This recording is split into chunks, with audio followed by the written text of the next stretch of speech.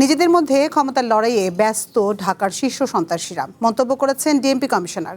রাজধানীর DMP media সেন্টারে দুপুরে এক সংবাদ সম্মেলনে মন্তব্য করেন তিনি। বলেন, তালিকাভুক্ত শীর্ষ সন্ত্রাসীদের অনেকেই জামিনে মুক্ত হয়েছেন গত 2 বছরে। টিটন হত্যাসহ রাজধানীতে একের পর এক হত্যাকাণ্ড ও ছিনতাইয়ে সক্রিয় অপরাধীরা। ডিএমপি কমিশনার মনে করেন, শীর্ষ সন্ত্রাসীরা নিজেদের সাথে নিজেরাই মারামারি করছে, তাই জনগণের উপরে সন্ত্রাসীদের কোনো আক্রমণ নেই বলেও জানান তিনি।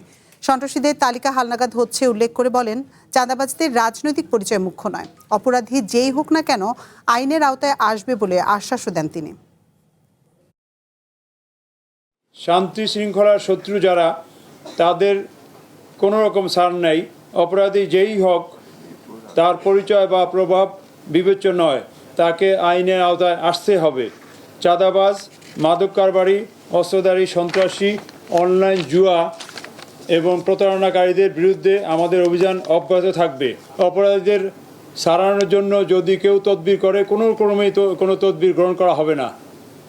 ধরে নেওয়া হবে যারা তদবির করবে অপরাধীদের বিরুদ্ধে সারানোর জন্য, আমরা মনে করব যে তারাও অপরাধী চক্রের সাথে জড়িত।